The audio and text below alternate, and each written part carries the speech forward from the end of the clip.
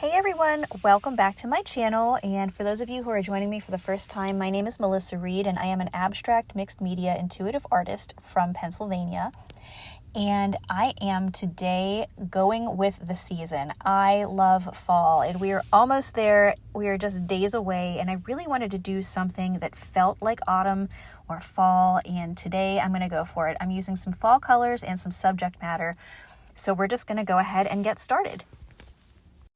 I'm mixing up a nice cream color for the background here. I'm going to be painting on, you can see it underneath that plate, it's a 6 by 12 inch cradled board that I ordered off of Amazon. They come in as raw wood and I prime them with a little bit of gesso and let that dry. And I'm just going in with some titanium white and some azo gold, which mixed together makes a beautiful cream color. So I'm just going to go ahead here and lay some of that down on the canvas. Or rather on the board, I mean. And my goal here is to do like a very soft variegated background. So I'm laying some of that cream color down first, and then I'm going in with some of the straight azo gold there. And then I'm picking up my big fluffy brush that I used for blending, and I'm kind of just blending that down, kind of like an ombre type style there, but I want something much darker at the bottom. So I decided instead of going with straight black, I'm going to use the Payne's Gray. It's that nice kind of translucent grayish blue color. And I thought black would be much too abrupt since I don't have crazy dark colors on the top there, although I do end up adding a little bit more of that azo gold and just really blending everything in to make a really nice, soft, blended transition from one color to the next. Now, I do have that very light section up at the top, and at this point, I'm not entirely sure what I want to do with it. Honestly, this week's video, it almost didn't happen. I tried 3 or 4 different ideas that I had, and I just really wasn't feeling very inspired at all. So this morning when I woke up, I thought, I'm just going to go for it. I'm grabbing some paint and getting started. Not that that isn't how I typically start every piece, but I don't know what it was. I was just feeling very stuck this week. So you can see there, I actually pulled some collage papers that I had made for one of the other ideas that I didn't end up using, although I probably will at some point. That was actually some gold leaf that I did on the gel plate and picked up with some teal, copper leaf actually, that I picked up with some teal acrylic paint. I love that combination together. And I was kind of thinking of doing like a mosaic style piece on there with the copper and teal collage papers, but I just wasn't feeling that for this one, so I decided to just put that aside and keep working with this background until something else kicked into my brain, and luckily something did. So I was out in my yard yesterday and I borrowed, I guess, a few leaves off of my neighbor's maple tree, and I decided that I wanted to do something with those since it is fall. And I mean, I know that seems pretty standard stuff, like, you know, leaf prints for fall, but I think I handled the treatment of it in a different enough way to still make it interesting and not have it be that same boring, oh, okay, it's fall leaves, you know, that everybody does and that everyone sees. So that's what I decided to go with as a little challenge for myself. How can I use a maple leaf and do a different kind of treatment of it and make it really stand out? So I'm loving this background that I have going on there right now, and I sprayed a little bit of water on top of there just to add some texture to that bottom color. I sprayed it actually over the whole entire thing. You're not going to really be able to tell on camera here, but you can kind of see it subtly in person. And it just added a nice little texture. It removed some of that paint and gave it kind of like a mottled look that I like. I like that worn, weathered, grungy kind of style. And that's what I was going for there on the bottom. I did carry some of that Payne's Gray up the sides there. You can see slightly, so it kind of frames the whole entire board there. And I'm going back in now with a little bit more of that azo gold just to warm things up a bit. So I did a good amount of gel printing with the leaves, trying to get what I wanted, but I am entering here the clip that I used for the one that I am actually going to use in this piece. So I just have my little 6x6" gel plate there, and I am using Mars Black paint on that. And I'm just pressing my maple leaf down right on top of the paint there. If you've ever done any leaf printing, you know, it's pretty standard stuff. The one piece of advice I will give you, when you put your pickup sheet down there like I'm going to do right now, make sure you go over the stem area very well, because you want to be able to get all of that detail in there. It's really easy not to pick up the stem, and it ends up being a little bit fatter than you want it to be. So get in there with your fingernail and just run along both sides of it so that you can really pick it up nice and precisely. So I picked that up, and I'm just going in there with a baby wipe there and cleaning up some of the extra paint that didn't come up with that pickup sheet. I really didn't want anything extra on there because I wasn't entirely sure what I was going to do with it, but I wanted a nice clean print.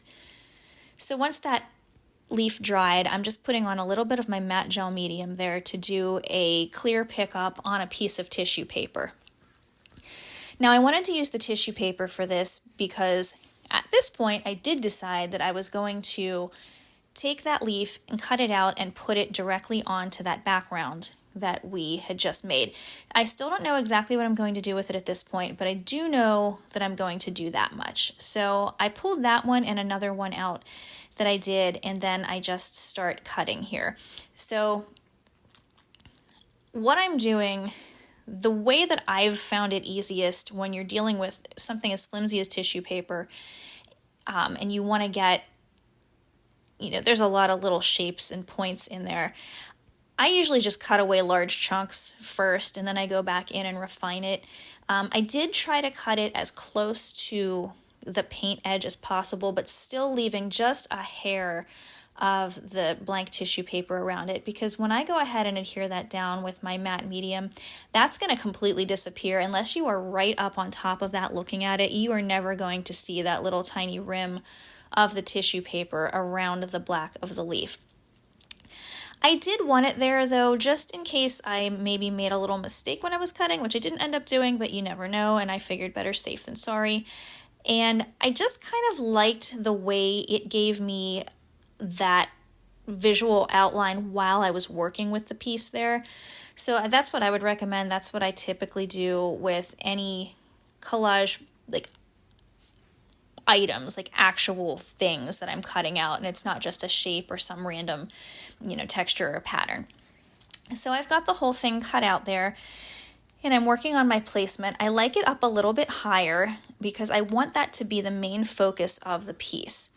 So I'm looking at it and I feel like it's not quite bright enough in there, so I decided to mix up a little bit of a nice yellow color.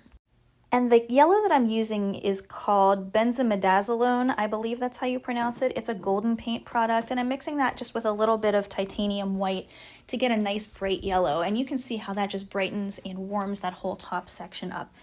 I'm not covering it entirely. There's still a tiny little bit of that previous color, that creamy color showing through, but it's mostly covering it.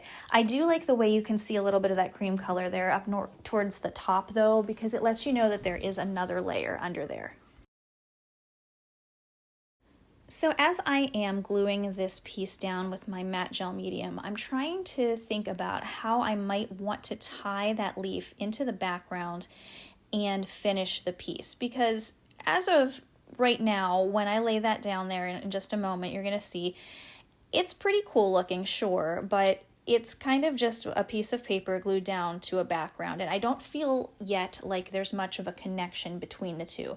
And for me, I think a successful piece of art does connect. The pieces do connect in some way that makes some sort of either visual or emotional sense when you look at it. So I am just spreading down, spreading with my card there a little bit of the medium over top of everything. And while I did that, I ended up accidentally tearing off the tail end of that leaf. But I keep that little pen and nib handy for when I do things like that. It's really easy to pick up the wet tissue paper with that and best put it back into place. Is it perfect? No, but I can fix it up enough with my micron pen, which is what I'm doing right here, that you're not even going to be able to know if you didn't see me make that mistake.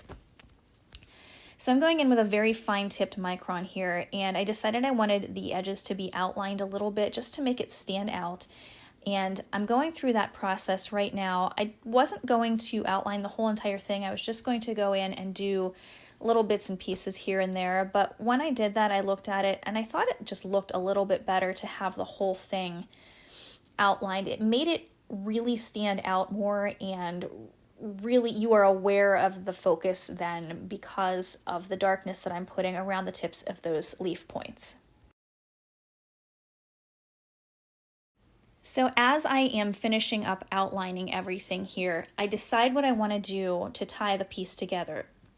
So what I'm doing, again with my micron pen there, is making very fine lines, which I can tell right now as I'm looking at this are a little hard to see right now, but you'll be able to see them in just a moment. I got a different pen there and you can see it a little bit better. So they're basically root-like structures that are rooting the leaf right into that background, kind of figuratively as well as literally. And I really like the way that looks. I've done that in other pieces. I love this fine line work. I've mentioned it before. There is just something about fine line work that really speaks to me, and I use it very frequently in a lot of my work. Check out some of my older videos or my Instagram, and you can see some of my older work on there. It's very, very heavy with line work on it. So in putting these root-like structures from the leaf to the background, it's not only carrying the idea through and connecting the leaf to the background, but it's also speaking of the fact that the leaf does come from a tree which is rooted in the ground. So if you want to take that conceptual idea into it, you can do that as well. Once I have all of the root-like structures down, I decided to go in and just kind of give a little more definition to some of the veining in the leaf there. I think it made it stand out a little bit better, and I really like the way that's looking. I did decide at this point that I wanted a little bit of warmth right around the leaf there. It was still looking, it looked tied to the background from the bottom, but the top was missing something. And I thought for a moment about putting some more lines from the tips of the leaves out to the edges of the board, but I didn't really want to do that. And I think just warming up the background immediately around it really kind of helped to give it that little bit of something extra that I felt was missing up until that point. So I'm just going in with a little bit of azo gold mixed with water on a brush in my right hand, and in my left hand I had just a dry soft brush that I'm blending in. And then I went in with a little bit of that gold, defining some of the veining in the leaves too. And I felt at that point that the piece was finished. So I went ahead and signed it, and I'm going to show you the completed piece. So I don't have a name for it yet, and I'm going to try to by the time I have this video posted, because I will have it listed on my Etsy shop for sale, so it will need to have a title. Sometimes that's a hard thing for me to do. Sometimes they pop into my head immediately, and sometimes it's a little bit of a struggle, so we'll see what I come up with for this one. But anyway, thank you for coming with me on this journey. I appreciate you all always, and if you haven't had a chance yet, subscribe to my channel, and I put out a new video every single Friday Eastern Time at 10 a.m. and throughout the week I put out at least one short video as well. And if you like what you saw, give me a thumbs up, and don't forget to hit the bell notification so that you know when I've put out a new video. Thanks again, and have a great week.